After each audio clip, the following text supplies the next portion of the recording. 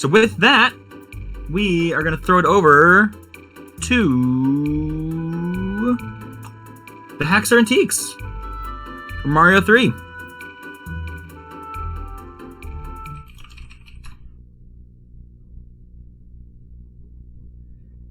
All right.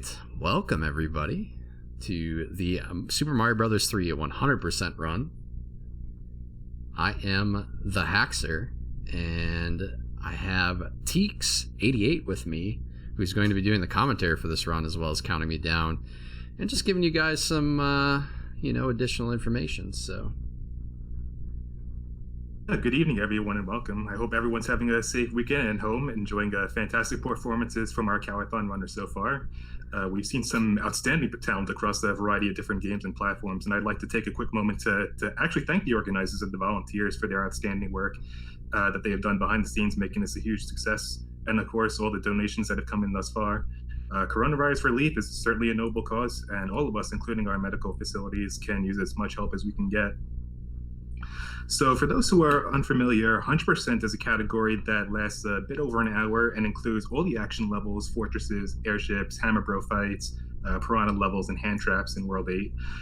So we'll have plenty of opportunities to see some great use of strategies in terms of platforming, mechanics, inventory usage. So you guys are going to be in for a great show, and I couldn't think of anyone more suitable to run this category, especially given the amount of time and work that HaxOr's put in over the past several months. So without further ado, HaxOr, are you ready? I'm ready, man. Just let me know when you're ready. Ready for this blind playthrough. Let's go. All right, man. Sounds good. 3, 2, 1, go. All right. So to start, I have the hardest level in the game. HaxOr is going to 1-1, so he's going to take a moment to build P-Speed right away, make his way over that first Fire Piranha, boost into the clouds off that Paracupa, and this is a quick and easy way to avoid any obstacles that are on the ground that could slow you down. So, gets up there, drops down, piece of cake.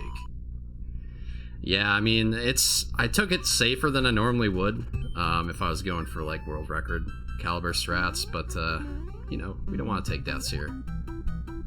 So in level 1-2, it has a pretty finicky strat to gain early P-Speed. It requires running up the base of both those hills in the beginning ever so slightly in order to start building your meter. And you'll know the strat works when you fill 6 build arrows as you cross over the first horizontal pipe, in which case you'll have lift off by the time you reach the second one.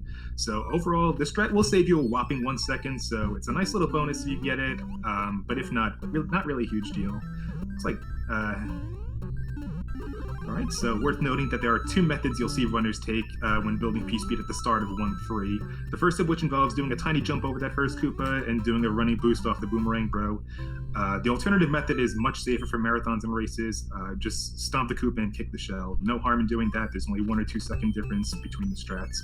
So you'll see HaxOr grab the mushroom at the beginning of 1-3, and that actually saves a little bit of time over doing it in 1-1. Alright, so... we are in 1-4, and there's going to be an auto-scroll, obviously. There's not going to be much in this level going on aside from a bit of platform hopping, and he's going to take a moment to grab the raccoon leaf. Yeah, this is objectively the best level in the game, by the way. I mean, look at this. It's amazing. I could certainly vouch for that. That will, of course, come in handy for the fort he will be doing next, and it will be worth noting now that autoscrolls are generally a good opportunity to keep an eye out for your score and your coin count along the way. There's always that potential risk that you could get a coin chip later on. So coin chips can spawn in place of one of the hammer bros on the world map, and this happens when your coin count is a multiple of 11, and the second to last digit of your score matches that coin count. So for example, it'll spawn if your score ends in 80 and your coin count is 88, and so on. Coin chips can potentially pop up in worlds 1, 3, 5, and 6, so it's never too early to be wary of those numbers. Yeah, that's a good point. I am very meticulous about my point manipulation in this run to avoid coin chips, so that's a lot of things that probably people a lot of times overlook when I'm doing the runs, actually. Indeed. So in the World 1 fort, we're not going to be staying here too long. HaxOr's going to take a moment to build up some P-Speed and then fly over the ceiling to grab the magic whistle. He's not going to use it at any point during the run, but this route does save a little bit of time over fighting Boom Boom. Can I pop in with a couple quick donations? Yeah. Oh, certainly. We just at the start of the run, we got an anonymous donation with no message for $250. So whoever that anonymous soul out there is, thank you so much. And then just now we got an anonymous $10 donation asking, what does P in Peace Deed stand for? That's actually a good question. Yeah, most people don't know. It's it stands for power, actually, for whatever reason. But yeah, it's Mario's power speed. Yeah, speaking of P-Speed, it looks like Haxor was able to build some P-Speed just to jump right over that gap right towards the end of 1-6.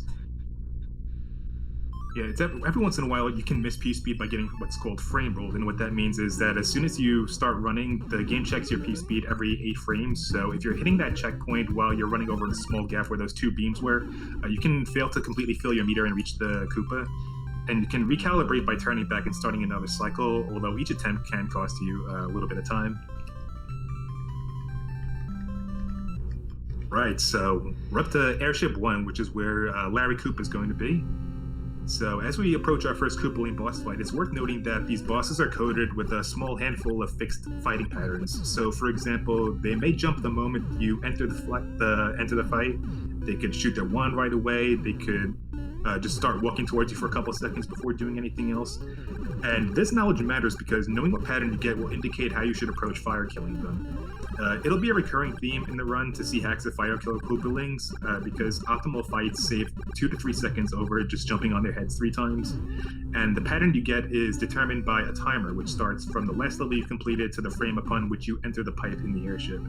These patterns operate on a rotation which shifts every couple of frames, so it's not unusual to see experienced runners deliberately delay on the overworld map or pipe entry to manipulate for a more desirable pattern. It is also worth noting that hammer bro movements on the overworld map and the power grabs that you get on the airships can also play a role since they too cause delays. Well, that was sad. Unfortunately, Haxor took a little bit of damage along the way, so we had to do the traditional jump kill. Yeah, it doesn't affect too much in World 2. Just potentially the fortress really is going to be a time loss here, because normally I would be able to use that to kill the Boom Boom a little faster, but now I won't have that opportunity. Also, I lost some time in the boss fight as well. I was a little bit over the edge there. Yeah, it's a really good point. It's not uncommon to take damage in World 2, but you usually don't want that to happen until towards the latter half of the world, because there aren't that many levels where you actually need the Fire Flower to play the level efficiently. The Fort is pretty much the only one. So 2-1 is pretty straightforward in execution. It simply entails just holding B and right upon entering the level to build your P-speed, hitting that first jump while rubbing the block, and then stomping the enemies on the ground. When you're making your leap onto the second note block, it's worth being a little wary of that fire snake. It's very easy for him to troll you if you're too late with your inputs. Haxor didn't seem to have that problem, so we're moving on. So 2-2, the first level simply just involves making your way over to the hills. You'll want to slide as far to the bottom of that slope as you can to garner the most speed as you can, and then carry that momentum with you past the floating raft. And this is achieved just by immediately tapping A each time you make contact with the ground. And then once you're past the raft, you'll have an opportunity to time the length of your jumps. And it's a little tricky just because you don't see Mario while he's off screen while he's jumping. But we make it through there. So coming up on our second fortress in the run so far, the trickiest part of this fort is right at the beginning because you have an opportunity to gain some early P-speed on this lower level. It's easier said than done on that floor, which is littered with a bunch of dry bones, so it requires some really small, meticulous jumps, just enough to clear them and allow yourself some time to run as much of the ground as you can to build a meter.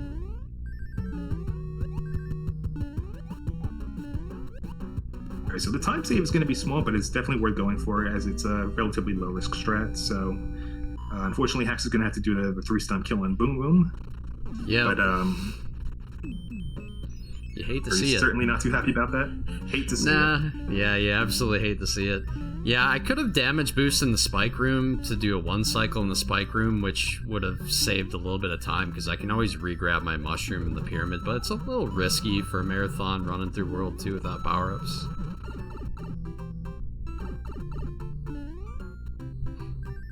speaking of other risky strats that probably aren't worth it, there's also a strategy called Red Rocket in level 2-3, where you grab the red Koopa shell right at the beginning of the level and carry it with you. And then you could use that to knock out the Koopas and then open up a path for yourself to get to the pipe, but it only takes a very small number of frames. Yo, shout out to Frame Perfect Inputs. So we come up on the Music Bro fight in World 2. So he's going to use the star to save himself a couple of frames so he doesn't have to wait for that boomerang to leave the screen. Everybody's favorite level, the infamous Angry Sun. So you always want to start the level building P speed as soon as you can, and then use the bushes behind you as a visual cue to start jumping so you can bypass the tornado. And then the remainder of the level, just pretty much jumping the whole way through. You could always use those rows of blocks as a cue just to avoid the Wrath of the Angry Sun.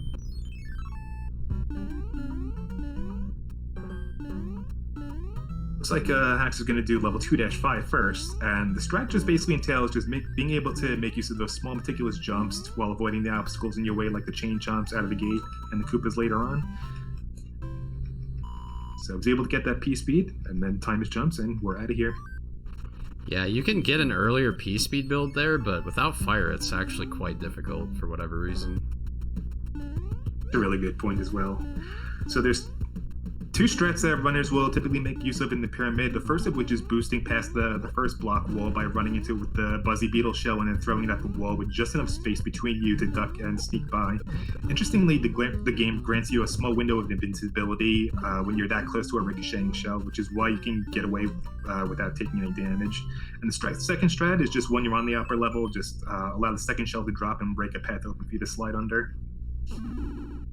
Yeah, interestingly enough, fire saves a little bit of time in that level because that one piranha plant, or the only, well, actually there's two. The first one you see, killing that piranha actually saves about 20 frames for whatever reason. I don't know why.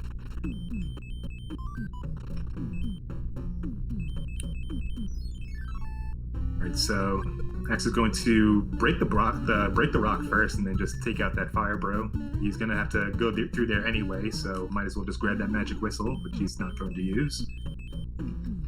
So this will actually set him up really well for a good Koopaling fight, because he'll be just traveling straight from 2-4 to the castle, so he'll know what pattern he's gonna get. Levels in the game where still makes me a little slightly nervous because it starts off with a tightly timed jump running at P speed, and you can use that jump to boost off that set of Koopas, and then you can just adjust your movements accordingly on the fly depending on where that boomerang bro is standing. Yeah, that's true. It's one of the scarier levels in the run for a marathon, actually. Like 1-6, 2-2, 2-4 are quite scary just because you only get one shot at it.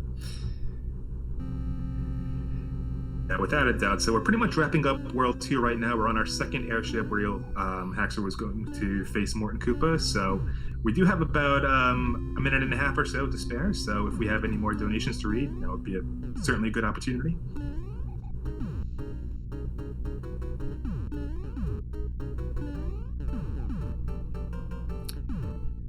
Isn't this just an awesome level? We don't have anything new in just yet, but we are still pushing towards that Mario 64 dance pad incentive. We're at 264 out of 750, so we can keep those rolling in. Yo, get that in, guys. Mario 64 is awesome, and on a dance pad, crazy. Yeah, as I had mentioned before, Haxor traveled from 2-4 to the castle, and normally he would have his fire flower there, so he would know what pattern he was going to get, but because he had that 30-frame delay, there was a slight possibility that that pattern could shift as he approaches Morton. So we'll see what he gets. Right, so you've got pretty much the best outcome you could ask for. Just a casual walk off the ledge and then shoot the wand. Didn't have to worry about any early jumps, so just left himself an open target for those 10 fireballs. So really nicely done. Yeah, that particular pattern, I knew I was gonna get that, but sometimes with his wand, I don't know, I don't understand it. Morton's a master in geometry. He can like flick his wrist at a 45-degree angle and get a 90-degree angle shot. It's amazing. You should see it, honestly. Sometimes you have to be a little bit careful about your pipe entries, because if you enter like a frame too early, you could still end up on an earlier pattern rotation, because I've gotten debated the exact same way with Iggy. Yo, that's half a point right there, Teeks. Exactly.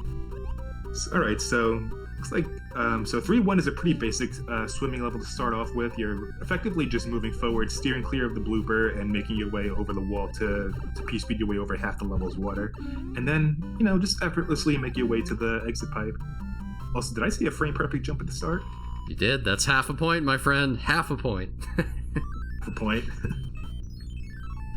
So yeah, if he's able to get that jump in the midair, just on the first frame in which he has control over Mario, he can do a little bit of boost in the midair, and it saves him just a fraction of a second.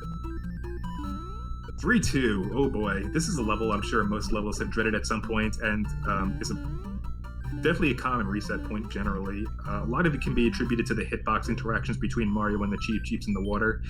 There are instances in which you can be directly on top of the sprite and then to stomp kill them, but if the acceleration speeds are too high at the moment you both make contact, the game registers that as damage and you can just fall right through them. Thankfully that didn't happen here though. 3 is a fun level for P-speed strats as well. You just start running. You're able to get that full meter as soon as you cross over that first small gap, and then you'll want to keep making measured jumps to carry that speed to the end while avoiding falling in the water or getting caught on those spinners.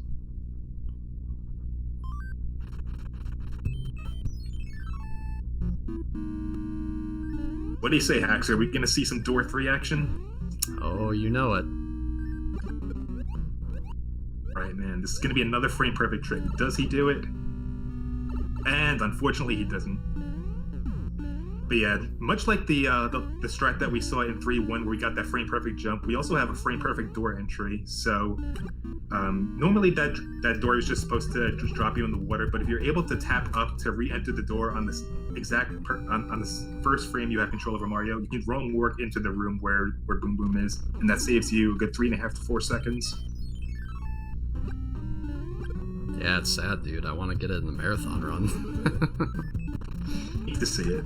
You do. So Hax is going to want to take out these Hammer Bro fights as soon as he can. Even though getting a Runaway Bro across that bridge isn't as costly as it would be in the Warpless category, it's still time consuming because that also means additional movements on the overworld map that he has to contend with, which could cost him a little bit of time. Thankfully, he doesn't have to worry about that, although he did have to burn a cloud to get to that fight a little sooner. So we're going to have 3-5. It's one of the easier levels in the game when you have P-Wing. It's just a matter of flying over the water, timing your jump so you're landing perfectly flush with every platform to ensure that you have plenty of surface space to run off of and make the most out of your speed. Yeah, 3-5 is kind of a fun stage, albeit pretty easy. Alright, so now that we're at a 3-5, we're going to go into 3-4 next, and it's especially advantageous because you can just damage boost out of the tail for early P-speed, allowing you just to run for the rest of the stage while steering clear of the Goombas and Spinies along the way. Just make sure to carefully measure your jump so your landings on an upward slope that doesn't cause you to come to a dead halt. Dead pixels are definitely a thing in this game. You'll see he didn't go for the Fire Flower grab because he'll have an opportunity to just pick one up in 3-6, which is an auto-scroller anyway, so no other place would really make sense to grab it. It's a nice cool-up period just to grab that fire right away at the beginning, and if at any point you had taken damage, you can take some shots at the Koopas along the way. It's also one of the more noteworthy levels in the game to highlight some graphical glitches, as we saw with that blue block right in the beginning. You can also get green donut lifts. It's also a good opportunity to keep an eye on your coin count. Perhaps the only part of the game where you really have an opportunity to keep an eye on the spinner right at the end. It's because one careless jump can just throw you off straight to your death. Very scary.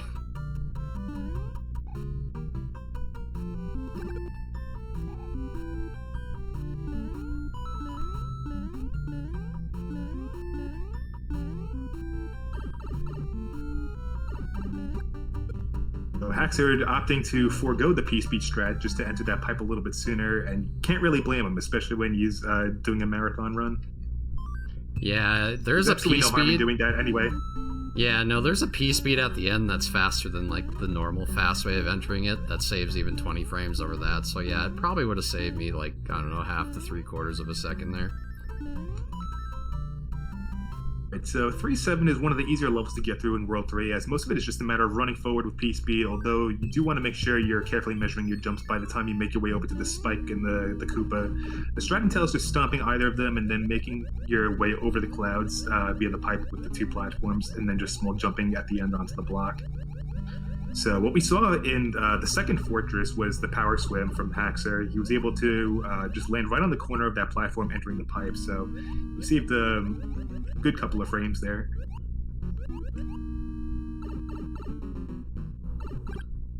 There's not really going to be too much going on in this fort. He just wants to dodge where those stretch boos are and just make his way over to Boom Boom. So just 5 hits and he's down. Yeah, we're gonna be making our way to Teeks' favorite level. Oh boy, yeah, TheHaxor knows all about that. I have stories. Yeah, oh yeah. So yeah, 3-8 is one of those levels. Yeah, 3-8 is one of those levels that you don't really incorporate P speed that much as a strat. The objective here is just to clear those 2 blocks as soon as you can, and then just start jumping immediately every time you come in contact with the water. And as long as you're maintaining rhythm, Boss Bass will get close to you at the very most, but never have an opportunity to eat you. Can't really say that much for myself, considering I had an exhibition run in Warpless where Mario didn't come completely out of the water, and then I ended up having to get eaten by Boss Bass, and I lost all the time I saved from an early hammer run. Hate to see it. Not such a bad mistake in 100% because, you know, you're not clouding over level, but yeah, in Warpless, your run's just, it's over. Yeah, as we just saw a second ago, TheHaxor was able to clear the H jump, which is pretty much the main gimmick strat in this level. So we're pretty much in there and out. He does want to make that H jump. It's especially important because it does save a good chunk of time. I want to say close to 5 or 7 seconds. And it also allows you to avoid a hefty amount of lag due to throwing those ice blocks to clear a path for yourself. So entering Airship 3, Wendy. Wendy, interestingly enough, is going to be one of the easier Koopa Links to fire kill, but the hardest to jump kill normally. And it's an easy fire kill because you're on a flat ground, making it very easy to measure your distance and shoot those fireballs in pairs until she's down. And it's also one of the Koopa Link whose patterns you don't have to worry about because she can be fought the exact same way each time. The only downside of having to jump kill her, however, is the fact that she's firing off rings with her wand that bounce around the room and never disappear until she's defeated. It's tricky enough just to maneuver around them once they're in the air, but once she starts jumping around, it's very easy to get caught off guard and take damage. So yeah, we do have another minute or so to spare if we have any donations.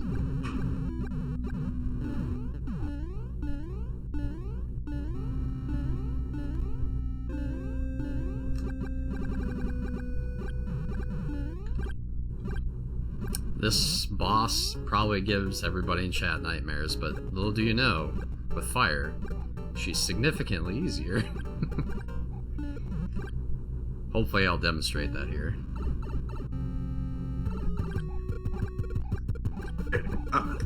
The operative word is hopefully, because it is possible to miss some of your fireballs, and then it's very easy just to go off rhythm, and then just the fight can turn ugly pretty quickly. Yeah, she's got a little bit of RNG, as you've been finding out practicing for the Mitch's points tournament, but she can kind of jump in place at the beginning, or she'll jump forward, or yeah, there's a variety of different things she can do to open the fight, and they can either make the fire kill easier or harder, actually. A good point as well. Sometimes she might delay moving forward, so sometimes that could mess up a little bit of your distance when you're trying to shoot the fireballs in pairs. But only very rarely does it ever become an issue. Hey, do we have a second for some donations? Absolutely. So we've got a 20 donation from CHX42 saying, yo, yo, yo, dudes. Yo, One yo, of my fave dudes commenting for one of my fave dudes. You guys are awesome. Love you, CHX. So much CHX. We love you. We've got a $25 donation from Cass0231. He says, TheHaxor and Teeks, perfect duo. Love to see it. And So much then we've got $420.69 donation from the boys. Hi, from the Discord boys over at TFG, Jeff, aka Mr. 3D, loving the Super Mario Bros. 3 run. You're doing a great job hosting Californiathon 2020. We love you so much, buddy. Keep it up. Money goes to Mario 64 on the dance pad, which means that one's incredibly close now. That's only $45 away from being met. And that also puts Save the Animals in a considerable lead. With Kill at 825 and Save the Animals now at 933. Canon is upheld. Alright, I'll let you guys have it back. Done. Alright, so this will actually be a really good opportunity to see some really impressive strats. We're going to be coming up on 4F1, so Haxor is going to forego using the star in 4F1, so I'm a man. He's able to maintain those PSP strats, and he's able to get that really tight jump in the clutch, and he's able to avoid taking damage from that hot foot. It's a lot easier. It's a lot harder than it looks. Really nicely done. Yeah, that's actually the hardest stage in the game to play optimally like that. And I mean, there's still a little bit of time save you can do in that stage, but it's actually insanity, and no one realistically goes for it. In addition to that, level 4-4 is another one of those levels I consider a gatekeeper in speedruns, because they're both levels that require tightly timed execution, and it's very easy to take damage in. Of course, the time repercussions for having to gain back power-ups is also costly to varying degrees. Interesting to note is that Lakitu movements and spiny throws are not RNG. They're dependent on where you are in the mortar and what kind of inputs you make to get yourself through the level. So as long as you're playing 100% consistently each time, you can theoretically avoid getting sniped each time. Again, much easier said than done. Yeah, for sure. That's a good tip for anybody that plays Kaizo, and there's levels with Lakitus.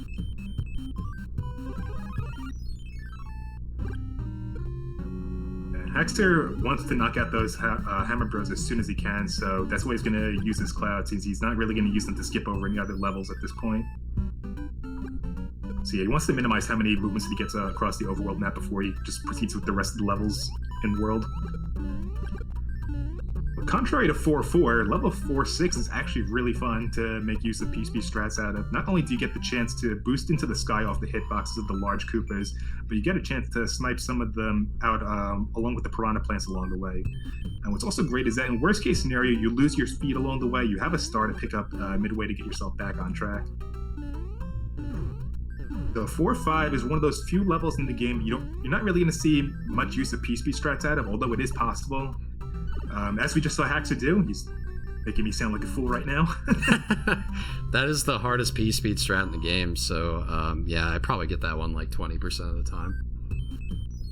I swear I'm not wrong. You really don't see it that often, but players like Midge and Haxor have really done an adequate amount of practice on that, and he's able to pull it off. So 4F2 is by far the easier of the two forts in World 4, at least in terms of execution. And what's great is that you have a fire flower you can pick up early in the level just in case you need it. But beyond that, you can just pull off an early PSP strat by building a meter across those donut lifts. And as long as you have at least 4 filled arrows by the time you reach the dry bones, you'll be able to have liftoff. And we're now entering the worst level in the game. I mean, best level in the game. I mean, a level. The World 4 Airship. This is where, people that are running generally meme and, donate. For sure. It's also one of the slowest scrolling airships in the game, so it's... including the cutscene that you get from the throne room, this does last for a little over 2 minutes. Meanwhile, most other airships in the game usually last about 1.5 minutes.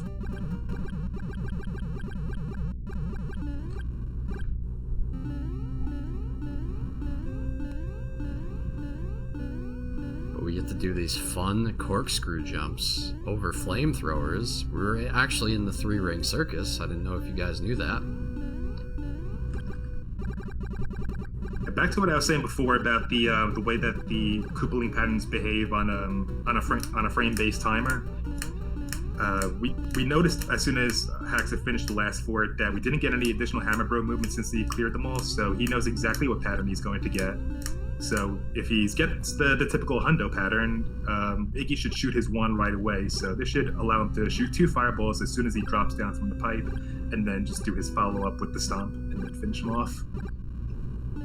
Yeah, so when I was racing Mitch at AGDQ this year in this category, this is basically where I lost the race because I took damage on this fight. So it's pretty, it's consistent and it's pretty straightforward, but you don't want to short hop. You're gonna end up right in the Cheerio.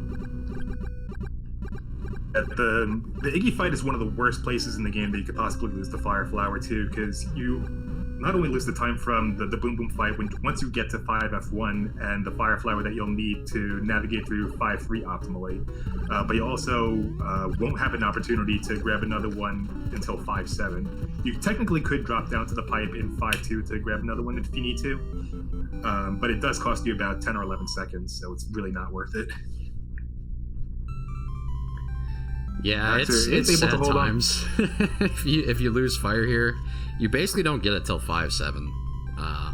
Like realistically. Well, you can get it in 5-3, I guess. Yeah, that one's reasonable actually. Yeah, I forgot that you have Fire Flowers in 5-3.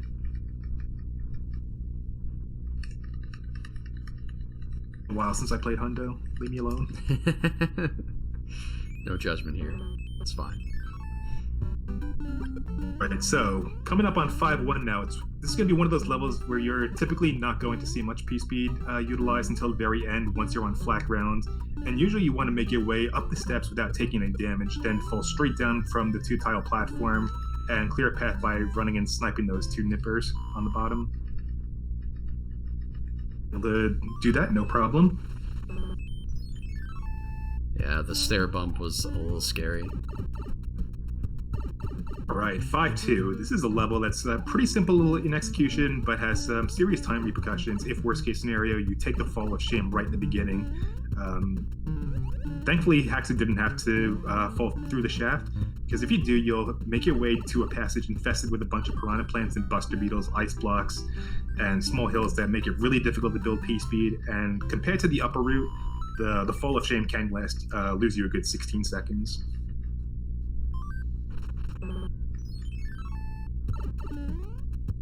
Yeah, it's pretty much the saddest thing that can happen to you in a run outside of taking a death. Alright, so we're coming up on the first fort in World 5. It's another pretty straightforward one. You just want to make sure, you just want to make your way onto the lower levels to make your way across the Ragu. And once you build that initial P-Speed, it's very easy to navigate past the thwomps and the rotodisc towards the doorway. Boom boom in, boom boom out.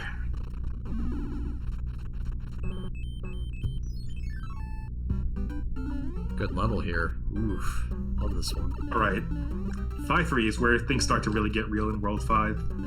It's certainly a definitive gatekeeper. It's one of the longer levels in the game to endure, maintaining P-Speed without taking damage.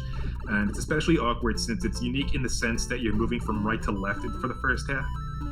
You want that meter filled as soon as you snipe out those 2 spinies, and be mindful of when and where you're jumping so you can carry your momentum to the pipe on the far end.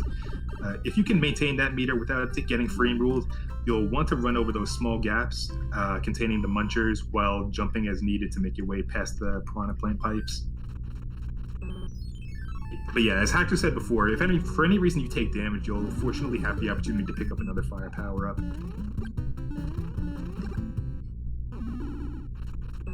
We've just rounded up the hammer and the star containing Hammer Bros, and then we'll be making our way to the tower shortly.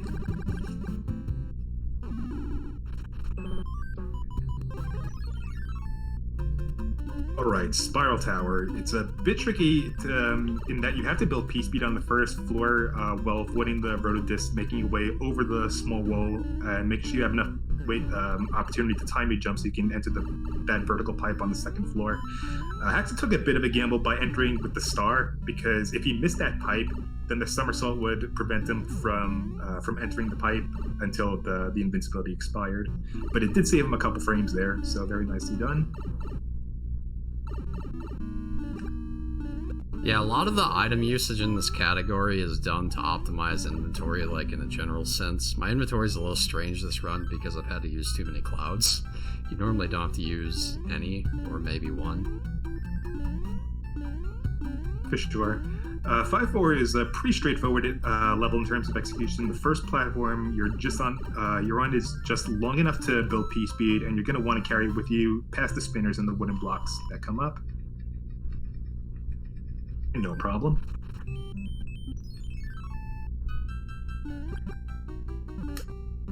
Right, 5-5 is an early P-speed strat that involves doing a turn back on that first block you stand on. Clear a path yourself with past the Paragoomba and the Koopas to build meter, and then lift off just before you reach those 3 wooden blocks. You just want to make sure you don't bonk on the top block, since you'd run the risk of grabbing a leaf power-up, which could otherwise kill your P-speed. So from there on out, it just becomes a matter of platform jumping across the donut bridge. And as long as you're fast, you'll be able to dodge the fire piranhas that come up. Bro being Ooh boy, scummy. more auto-scrollers. That too. So yeah, we Typical have yet World another 5. auto-scroller. Indeed. It's very hard to get through World at 5 without getting a movement of 4. That the hammer row makes across one spot on the map costs about a half a second, so those really do add up a lot if you get bad RNG. So 5-6, we have, you may notice TheHaxor will make a brief pause before he enters the pipe at the end of the level. And he does this because the game, the way it loads the exits. If you enter the pipe at the earliest possible moment, it's possible to get crushed by the outer borders of the level while it's scrolling, and then take a death that way. And to be honest, I had no idea that was even a thing until I learned the hard way when I first started running this. Classic. But yeah, not a bad level casually, but it is a run killer because it's really scary. Just the prospect of falling off one of those parabeetles if you're not careful enough. Can never be too relaxed. Alright, so coming up, 5-7 is going to have a pretty meticulous P-speed strat. You'll want to take out that Koopa right away with the flower to clear a path for speed, and then carry it across those small gaps among the scattered blocks. And then leap past the question mark blocks and the block enemies, and if done correctly, he'll land on the pipe, which chance he'll have to one more lift off past the Lakitu and then land safely right to the exit.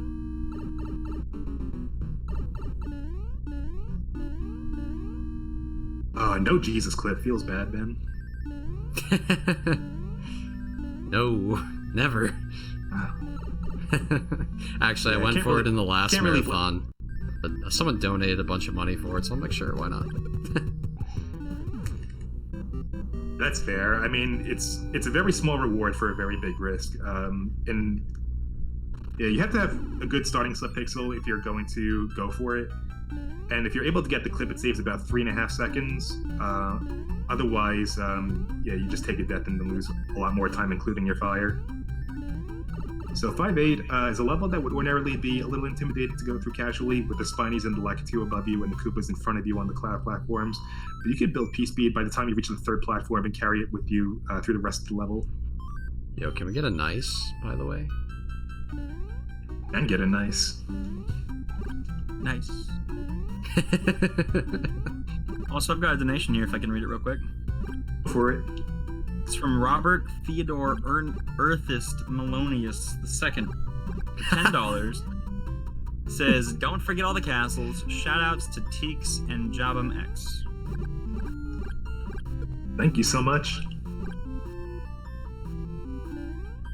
5-9 is a fairly lengthy autoscroller from what I could tell. Players' feelings towards this level usually range from indifferent to just straight up hating it. It's straightforward in the sense that the majority of the level is simple platform jumping, although you want to steer clear of those 2 fire chomps that come up. First one is easy enough to snipe out with the fire flower equipped, otherwise you have to dance around its projectiles a bit before you have a chance to kill it. Second snake, pretty easy to bait under you from the left-hand side of the platform until it just lands right beneath you and just kind of debates itself. Yo, I see Louis in chat. Shout out to Louis, former world record holder of this category, and just casually drops times in marathons that beat my PB. No big deal. Yeah, I saw that. That was something. Also, if you don't mind, if I could announce a couple new incentives that we've opened up. Sure, for it. We've got Link's Awakening DX. It's to watch the Ballad of the Windfish cutscene. That one's going to be at $200, so we can get those donations in for the Link's Awakening run tomorrow night. Also, for a run tomorrow night, Sonic the Hedgehog, we're going to have a glitch showcase, and that one is sure to be a good time. That'll be held after the run, and that is a $500 incentive. So now that this dance pad cam is almost full, we've got more stuff for you guys to put your money towards, as well as those bid wars that are still open. So go right ahead. Keep those donations coming in. Right on. So the last level that Haxor finished was 5-9. He just moved 2 spaces to get to the castle. He didn't have any additional Hammer Bro movements, so he knows exactly what pattern he's going to get. And it's going to be one of the easiest fire kills in the game. Roy's just going to sort of be a sitting duck and just stand in place while Haxor just knocks him out with 10 fireballs. Oh, dude, I'm sad. I got the wall clip and I missed the A-press. The classic. Oh yeah, Haxor wanted to do a wall jump there so that he could do a secondary boost jump and then just grab the wand off screen. So he would have an opportunity to screen wrap through the cutscene and then save about 4 seconds. Really, really hard trick to do. I don't even bother with that in runs because I know what my chances are. I just attempt it because it's free, but yeah, it's extremely unlikely. I've gotten it a couple times though.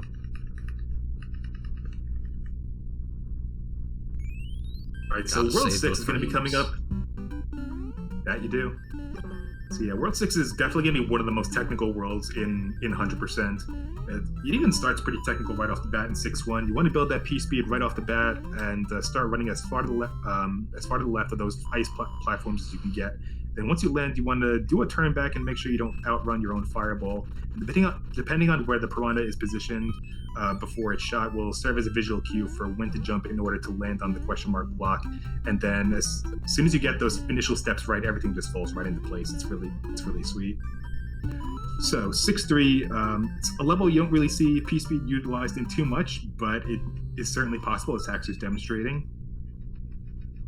But yeah, you're able to get that meter as soon as you're making your way past those rows of individual blocks. And with some precise execution, you can save in upwards of 1.5 seconds. Yeah, it's a really spooky strat. Basically, if I miss any jumps, I die.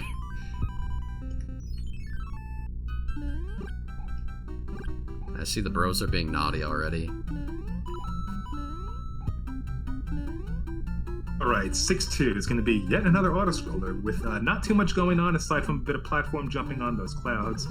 This is the last point at which you'll have an easy opportunity to look at your coin count as you round up those last 3 Hammer Bros in the game, 2 of which are going to be on the opposite side of the fortress lock. Usually when I get to that point in the game, I'll have about 60-ish coins, so between those you can collect in the air and those on the block. I'll personally try to keep myself between 70 and 71 coins by the time I end the level.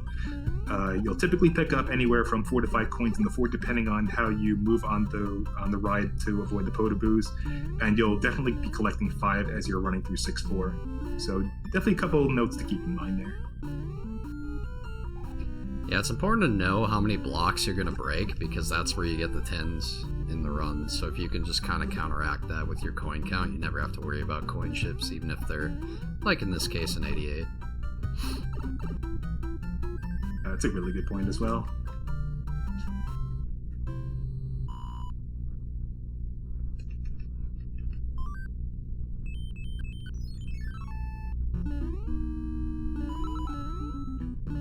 Alright, 6F1. So we're going to see Haxor make use of some damage boosting strats to make his way over the spike bed once he gets past the lava. And it saves you a good 10 seconds over just letting the lift carry you slowly across. It's especially advantageous to be small in the second room anyway. As you'll see, Haxor is going to grab the star, run under the wall, and then carry his invincibility to Boom Boom for a quick kill. A little trivia about the Boom Booms: they were never programmed to have a kill state like most objects would. It's always meant to be in a normal state.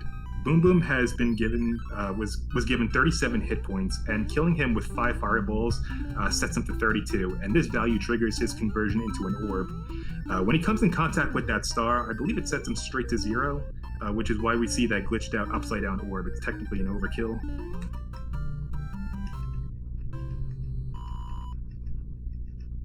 So we saw that Haxor was able to hit that magic pixel as he was doing one of his follow-up jumps in 6-4. So he was able to get that early P speed and save about 1.5 seconds there as well. Oh boy, 6-6. This is easily one of my least favorite levels in 100%, and one of the parts that I really loathe going into. So yeah, it's especially scary because not only are you small Mario when you have a bunch of obstacles like those cheap seeps and bloopers in the water, but you have to really carefully time your swim so that you can optimize how you're getting through those obstacles, and the walls as you're making your way through. And if you're fast enough, you're able to despawn some of those piranha plants as we just saw with those row of pipes. And he's able to get a 275 on the in-game timer, so that's exceptionally really good. Yeah, those spikes at the end were being kind of jerks and made me a little nervous, but we made it.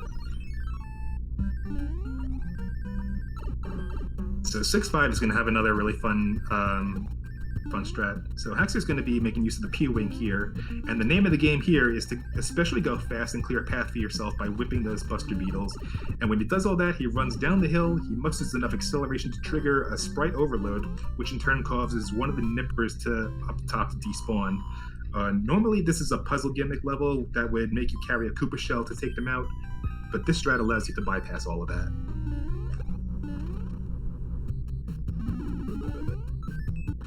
So just because he has to, he's going to take out the Star and the Cloud Bros.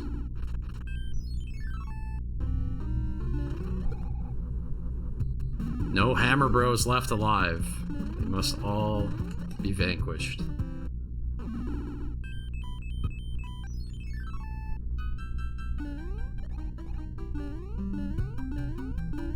Right, so we're going to be coming up on 6-7, so we're going to see some more platform hopping. Thankfully now all of the Hammer Bros have been annihilated in this run, so he does not have to worry about coin chips anymore, so he's pretty much free to do whatever he wants. There's not really going to be too much to commentate on over the course of this auto-scroller, so if we do have any more donations, now would certainly be a good opportunity to do so.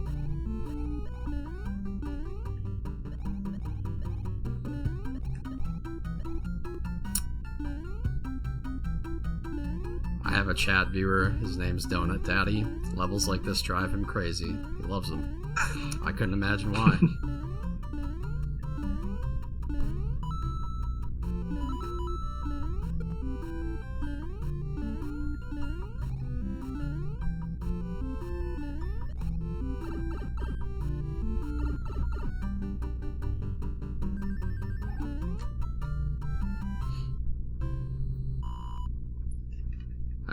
I whiffed on the tail whip on the fire chomp and almost took damage. That would have been sad. Yeah, you especially want to keep that tail as you're making your way through the second fort in World 6. So yeah, this is ordinarily a level that would be pretty time consuming since you have several horizontally moving thwomps that get in your way and make you wait around. We circumvent that by taking the tail and flying through the underpasses, and the P meter allows you just enough time to reliably get you through 2/3 of the whole fort. So we saw Haxor was able to capitalize on that. So we're entering Boom Boom, say goodbye to Boom Boom, and we'll be making our way over to 6-8.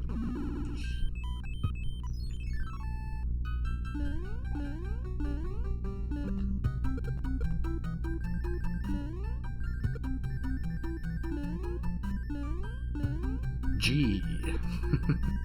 Right, so it's 6-8. Haxor was able to use the white block right in the beginning to clear a path for himself, and then he was thankfully not frame ruled by when he was going up and down those really small hills. That can happen from time to time, and that could also be contributed to by any lag from when he takes out those enemies.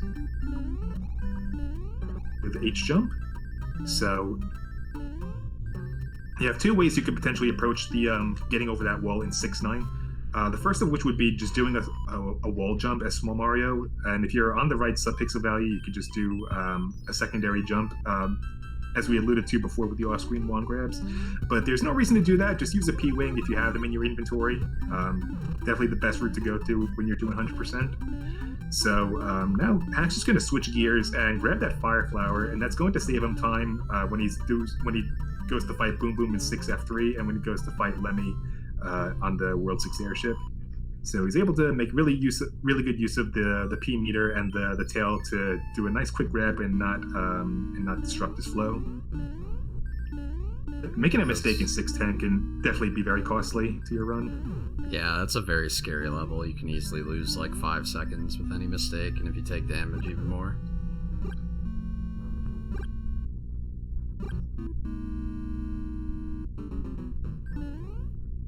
So it looks like TheHaxor opted not to go for the floor clip in 6F3. You know, I always forget about it when I play 100% because it's just not a thing you ever consider. I can't say anything because it never really occurs to me either. But yeah, as I was mentioned before, TheHaxor did, or runners in general have an opportunity, if they have a good sub-pixel value, to just clip into the floor from the upper left corner of that platform where the doorway is that you would take to get to the elevator with the brews, with the 3 boos. And by clipping that floor, it'll take you straight to the room, and that'll save you a good 7 seconds. This is objectively the best king in the game, too, by the way. The seal. Oh yeah, no doubt.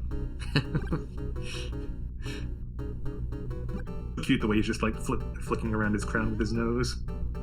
Right? I like how you just add like technical aspects. I'm like, hey, look, a squirrel. And so, are we gonna see a swag clip in World 6 ship?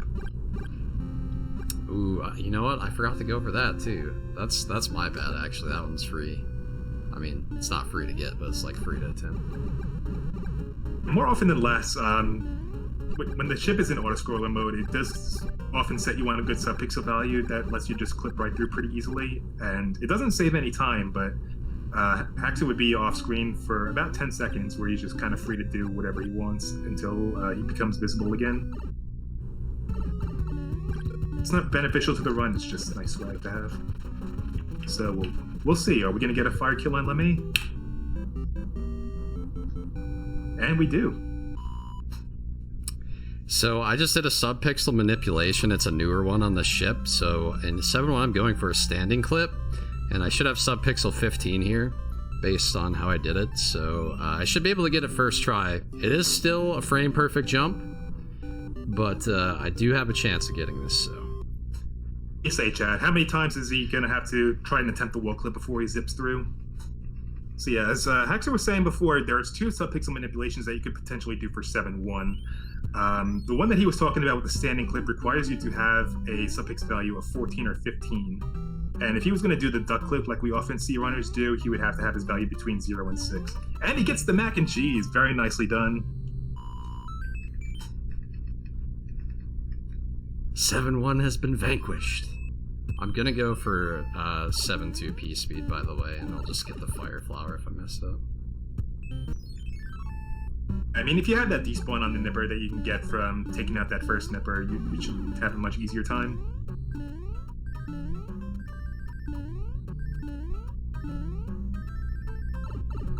He's able to pull it off. He was able to get the fast 7-2 P speed. He didn't have to equip a star or have to do any turnbacks to build P speed. So he did save about a second in 7-2 over the traditional routing.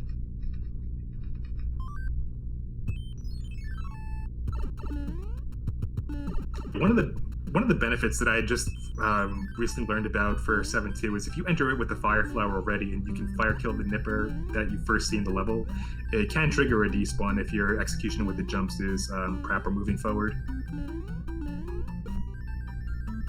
So 7-3, you have an opportunity to get P speed immediately when you run down the hill, and if you can measure your jumps accordingly, you can bounce on the Koopas and bypass having to turn back and climb the blocks, and save time by not having to maintain that chain of star grabs to the end of the level. Alright, so we're going to see some more swag-tastic strats coming up. 7-5, we'll see TheHaxor switch over to the P-Wing. And the main purpose for this is to bypass having to generate invisible block bridges to get past the 2 gaps he'll need to cross in order to reach the exit. So you want to flip over the Koopa near the first pipe and use it to knock out those bombs in the bottom section. You'll want to clear the ice blocks out of his way and by either stopping or doing a slight turn back in order to ensure that he has one of the Koopa shells left over to bring to that upper section. And like the pyramid strat, he can run and break the bottom block and then skid right by to the exit. Basically, I messed up all that, except I got the sexy slide, so worth.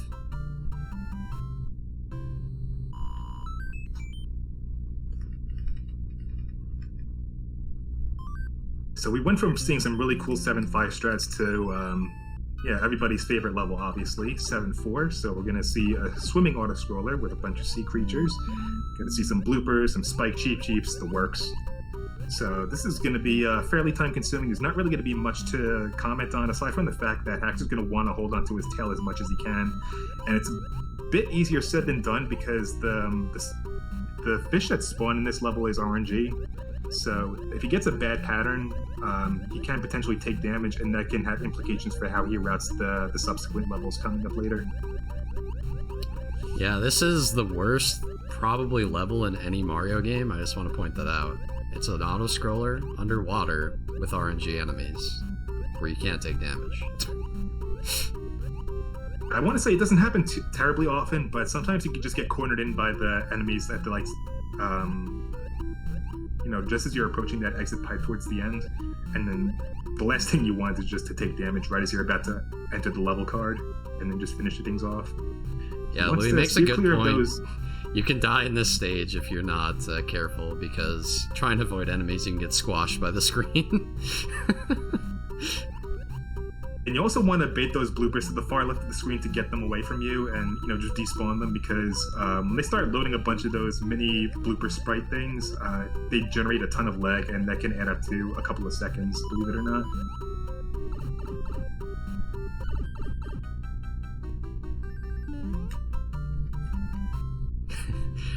There are some delag strats that Mitch was doing, which I think is kind of voodoo witchcraft, but apparently you can get the bloopers to follow your orders more often than not, doing some specific movement there, but I'm not quite sure how I did that. But yeah, the delag's definitely a thing in that stage. You can lose entire seconds due to the lag.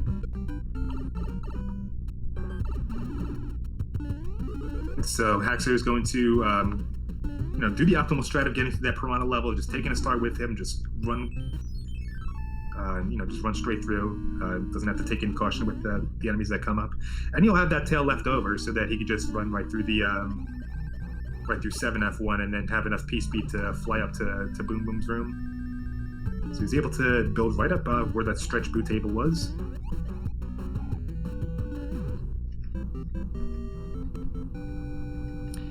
Yeah, non-trivial jumps there to save time in that level, actually. Because Haxor didn't take damage, he has an extra P-Wing left over for 7-6 and 7-9 should he decide to go through that route with the maze.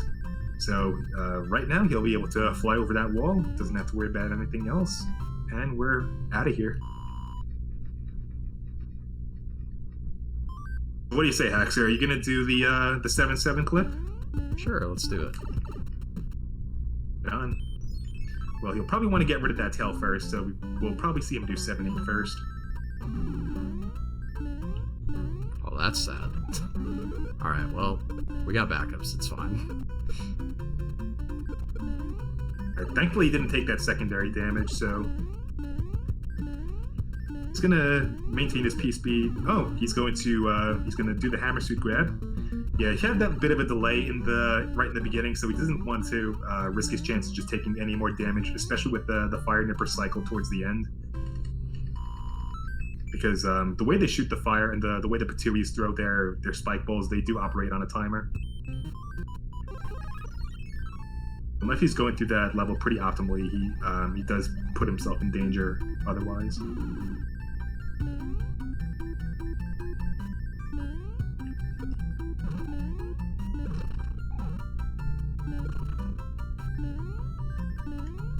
And so Haxor does his P-Wing stretch just to get over through the first half of the maze, and then he'll probably finish things off by trying to get one of those clips at the end, and then that'll allow him to just bypass everything else and get straight to the exit. So this is the only clip that he really needs to go for in order to make use of his time. Yeah, it definitely didn't save time there, but I mean, I had to get it for the people. Without a doubt. He went into the pipe around, I want to say 269, 270 on the in-game timer, so he lost a little bit of time over the World 8 Ford, so that was probably well over 40 seconds. So yeah, coming up 7-7, he's trying to do the pipe clip in the upper left corner of that corner pixel. And then this is going to be both a pixel perfect strat and a sub-pixel perfect strat. There is a possibility that he can land perfectly on that pixel corner and then just not go through and just come to a dead halt. Yeah, and he's also going to need P-speed in order for this to work, which is why we see him winding up back and forth.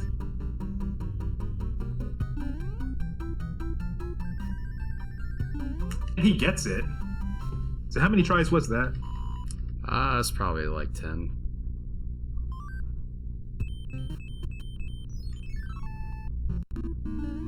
If he was able to get it within 6 or 7 tries, that's pretty much the break-even point over just doing the normally. So even if he did lose a little bit of time, he was able to put on a good show, and at the end of the day, that's what's really important. Exactly.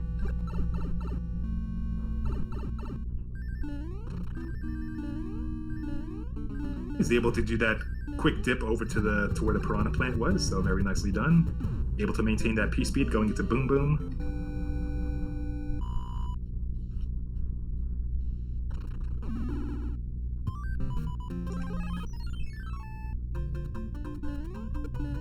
Thank God I didn't accidentally use the music box there. That'd be a disaster. Yeah, that's true. He pretty much finished all the levels in the world, and if he knocked out that piranha plant, he has no way of completing it. So that would pretty much, defeat the purpose of 100%. Yeah, interestingly enough, I did get the clip in 7-7 the first try. I know for sure I hit the window. I might have hit it a couple times before that. There's like a 3-pixel vertical window roughly, but there's a lot of things at play with how that works that I don't quite understand, but the TheHaxors do. So...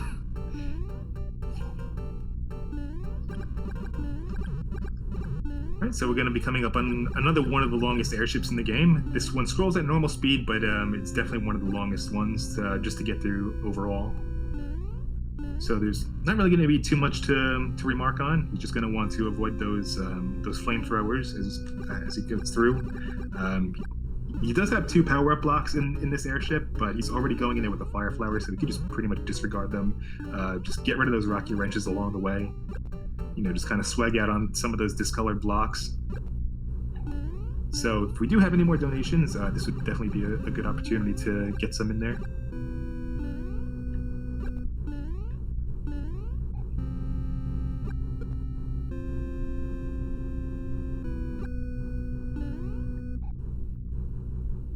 Yeah, this is pretty much the best part. We're gonna have like 5 consecutive minutes of auto-scrollers and cutscenes here, so not too terribly exciting gameplay-wise.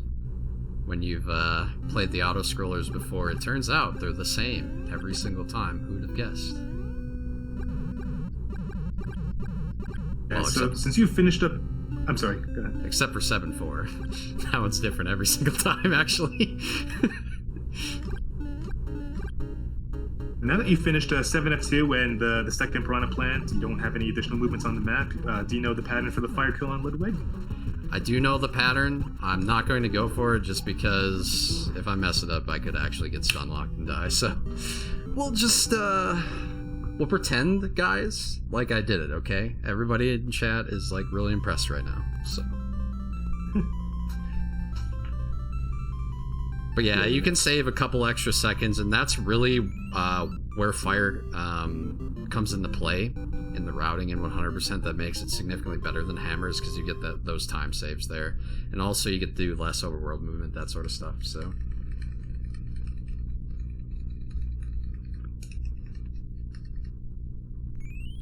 In addition to the possibility of taking a death from Ludwig and just taking damage overall, is that you would also run the risk of having to regrab the fire flower once you get to the navy, and you also miss out on the opportunity to do a rangless boomerang kill at the end of this tank.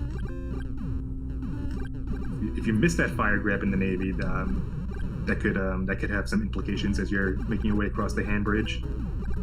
Yeah, it's a really good point. Rangless is a really significant time save. I think it's about 2 full seconds that you save if you get it. And that's something you can't get if you don't have Fire Flower exactly. So any other power-up, it is not an option. Even if you try to take him out with the hammer suit, it's the speed of the hammer is dependent on how Mario moves right before he fires. So, with that said, it's not going to generate enough speed in order to get there to him in time. Yeah, it's interesting how that comes into play and makes hammers really neat for a lot of other strats, because you can shoot things that are ahead of Mario, whereas with fireballs, Mario actually moves faster than them with V-speed, so... but yeah, with hammer, you actually have additional forward momentum based on Mario's speed. Hammer suit can especially come into play in World 8, especially if you're doing warpless. That's a pretty common route to take. Just grab the hammer suit from 7-8 and then just carry it with you to the rest of the game. That's actually something that I prefer to do over the fire strats. I know some other people feel differently though. And there really isn't that much of a big time difference between them in warpless, but in 100%, I've been informed that doing fire strats is actually the more optimal way to go. Yeah, and of course I got Rangless. But yeah, that Rangless, it wasn't that good because I didn't get P-speed and get back fast enough, so I lost a little bit of time, but I mean, it's still the fastest way to beat that level. But yeah, you were mentioning the differences in the routes, and warpless, it allows you to not have to play 7-9, which is a significant cause of stress for every top tier runner when they have to play that level, basically. So being able to skip that is a huge advantage that hammer suit has over fire in that. But yeah, in this category we have to play all the levels anyway, so it doesn't really matter. It's actually better to P-wing that level and just go to the top section right away and save roughly 6 seconds over just running through the level. You could potentially save about 14 seconds if you're able to do all the bottom clips at the bottom of 7-9, just clipping through those 4 walls. But because there's so much subpixel RNG involved, and we're only in the beginning stages of manipulating for the first clip overall, that doesn't really do anybody any favors. So if you're on a good pace run, you want to avoid taking those gambles as much as you can, unless you're going to a world record or something. Yep. So I'm gonna go for a P-speed in hand 1 that's pretty tough. That people normally don't go for, but it's something I've been working on, and we'll probably utilize this in runs actually. And it requires a star. I really enjoy watching that star strat for the beginning of the sand. And he's able to pull it off. He's just able to do a slight turn back onto that block, and he's able to, just skip those bros altogether. So I learned from my last marathon run, I won't go for hand 2 P-speed, because I died. I missed an A-press, but there is hand 2 P-speed as well. That'll save a second, and that one, I might go for that in runs. It kind of depends on the run. It's definitely less consistent than the hand 1. So I got my first hand here. I almost had the dream RNG. So he's making his way through hand 3. So the cheap seeps are always going to spawn the exact same way every time you play this level. So there's no RNG involved. So he can just pretty much execute the same jump placement as he does every time, and then you'll always be able to casually make his way past the wall. And as Haxor mentioned before, we're going to have some more auto-scroll action, which is pretty much characteristic of World 8. So we're on the Air Force. It's going to be the fastest scrolling airship in the game, so he's just going to spend this time just sniping out some rocky wrenches along the way. He still wants to take them out as soon as he can. Definitely not a level to be sleeping on. You don't want any of those rocky wrenches to start throwing their wrenches at all, because that could definitely put you in danger as you're trying to do some platform hopping. Yeah, that's true. You don't want to drop an A-press either. Just run right into one. Or off a ledge. Say I've never done that before on a no-hand run. Yeah, right? That cost you the run, right? I did it in a no-wrong warp run where I just got no hands and then just ran right off and just hit a flame. Oh no, dude.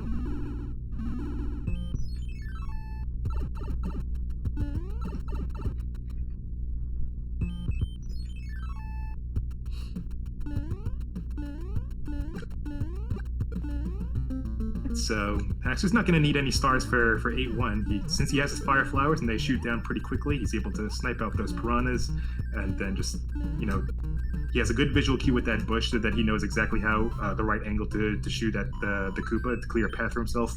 Built some P speed, and we're out of here. So as we were talking about before, with the advantages of having the hammer suit in World 8 over over the fire strats, hammer suit would otherwise come in handy here because he would be able to take out the angry sun that's going to come up in the latter half of this level. But otherwise, with the fire, you're just going to want to be a little bit careful once you get across those note blocks. Maintain your P speed with some carefully placed A and B presses, and then just hope that the angry sun RNG doesn't take you out in the process. That was some very odd RNG. But it all worked out.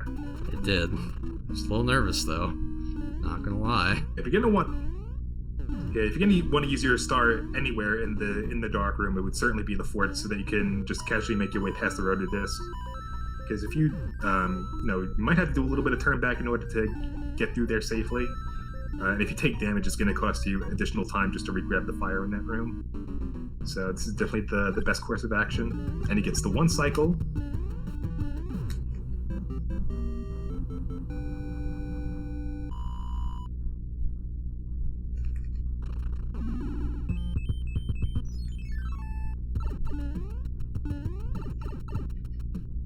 Alright, so we're going to be coming up on the super tank. With the strat with the really, really long name that I can't Yo, Sky, you have to know the name, right? What's the name, Sky? You have to know at least 3/4 of it. She probably knows the entire thing. Like the patented Oglib super tank strat TM with a vengeance, something like that. Yep, the first day affiliate Oglib super strat. Or Super Tank Strat TM with a Vengeance. I think that's the full name.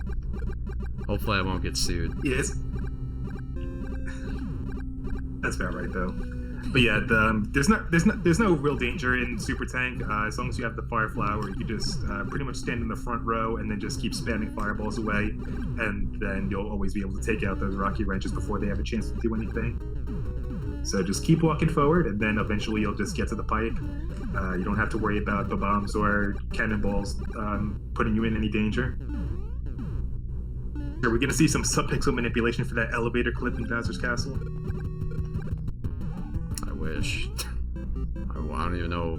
Is there one? I don't think there is there? The clip prefers low values, so 0 through 4 are pretty safe. I didn't even know that. Okay. Did some testing on that about a week ago. That's as far as I got.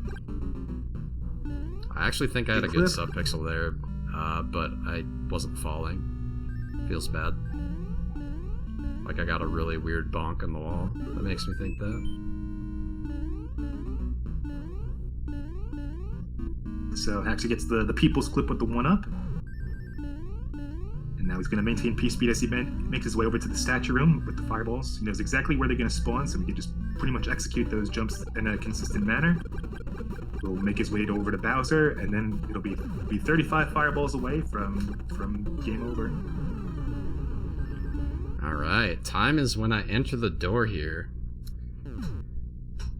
Ladies and gentlemen, get your GGs out for the Haxor.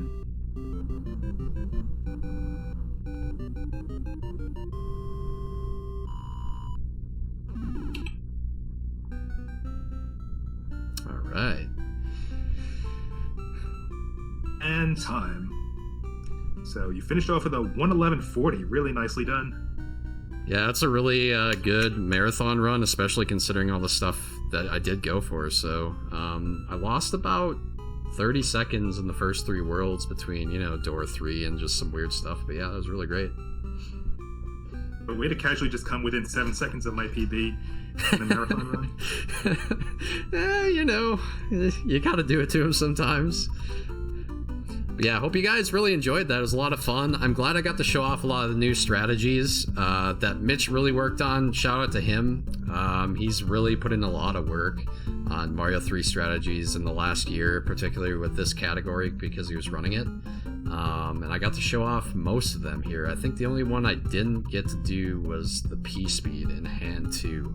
But yeah, everything else got to be showcased. So is there anything else you want to add, Teeks, before we let them get going here? I just want to say thank you again to the Calithon staff for having us. It's been a lot of pleasure, not only watching the run, but also being a commentator here. I love this game. I love talking about it.